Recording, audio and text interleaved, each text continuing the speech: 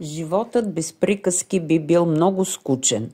Четейки приказките, ние се потапяме в невероятен и вълшебен свят. В приказките доброто винаги побеждава и справедливостта тържествува. В приказките се срещаме с невероятни приказни герои, с чудеса и магия. Проектът Сказъчна е карта Расии стартира през 2010 година в Москва. Проект «Сказочная карта России». Цель проекта – собрать информацию о том, где живут сказочные герои России. Возможность узнать историю русской сказки и изучить летописи старинных городов. Задача проекта – найти места возможного рождения или проживания сказочных героев. В Костроме – родина Снегурочки, в Великом Устюге – резиденция Деда Мороза. Но самой сказочной областью является Ярославская. В Ермаково в августе проводится праздник Курочки Рябы. В селе Кукубо есть музей Баба Яги. Приказните герои са неравномерно разположени върху картата. Нека се отправим в света на приказките и приключенията. Курочка Ряба. Главный персонаж сказки о разбитом яичке. Она имеет пестрые рябые оперения. В селе Ермаково основан музей Курочки Рябы. В поселке проводится ежегодный туристический праздник в гости у Курочки Рябы. На праздник привозят живые курочки и петухов. Народ от этого в восторге.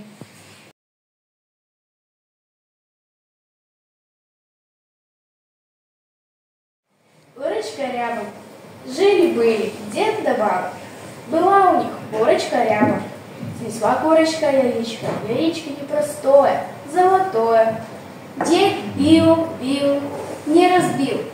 Баба била, не разбила. Мышка бежала, хвостиком махнула, яичко упала и разбилась. Дед и баба плачут, курочка им кудахчет. Не плачь, дед, не плачь, баба, я снесу вам яичко. Другое, не золотое, а простое. Кукабой е родното място на таинствената старица, обитаваща гъстите гори на Ярославска област. Баба Яга – персонаж славянской мифологии и фольклора славянских народов. Старуха-чародейка. Она обладает магической силой. Последнюю субботу июня в селе Кукабой двойной праздник – День села и день рождения Бабы Яги. Раз, два, три. В какой мы сказке? Расскажи. Репка. Посадил дед репку. Выросла репка большая-пребольшая. Стал дед репку из земли тащить. Тянет, потянет. Вытянуть не может. Позвал дед на помощь бабку. Бабку, бабку. Бабка за детку, детка за репку. Тянут, потянут. Вытянуть не могут.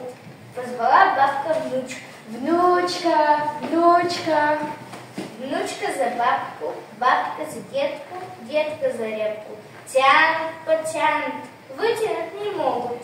Позвала внучка жучку. Жучка, жучка. Жучка за внучку, внучка за бабку, бабка за детку, детка за репку. Тянут, потянут, вытянуть не могут. Позвала жучка Машку. Машка, Машка. Машка за жучку, жучка за внучку, внучка за бабку, бабка за детку, детка за репку. Тянут, потянут, вытянуть его. Позвала Машка мышка. Мышка. Мышка за Машку, Машка за жучку, жучка за внучку, внучка за бабку, бабка за детку, детка за репку. Тянут, потянут, вытащили репку.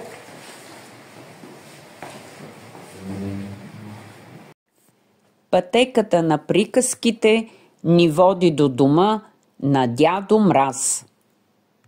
Дед Мороз – главный сказочный персонаж на празднике Нового года.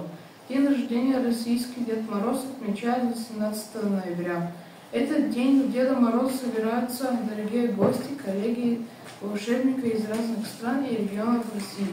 В Великом Устюге открыт офис Деда Мороза, куда входит тронный зал, музей, мастерские, почта. И приказният дворец на Снегурочка, помощницата на Дядо Мраз. На берегу Волги стоит сказочный терем у Снегурочки, где сама хозяйка встречает гостей, знакомит их со своими сказочными друзьями, показывает свое волшебное зеркало и рабочий стол, где она отвечает на письма детей. В приказките на Александър Сергеевич Пушкин се усеща цялата красота и богатство на руския език и руската култура. Величайший русский поэт Александр Сергеевич Пушкин родился в июне в Москве. Начальное образование и воспитание получил от гувернантов французов и бабушки Марии Алексеевны Ганнибал. Она научила Сашу читать и писать по-русски. Любимая няня Арина Родионовна читала поэту сказки и пела ему песни. Пушкин написал 5 сказок, которые любят взрослые дети. Сказка о царе Салтане, сказка о мертвой царевне и 7 богатырях, сказка о рыбаке и рыбке, сказка о попе и его работнике Балде и сказка о золотом петушке.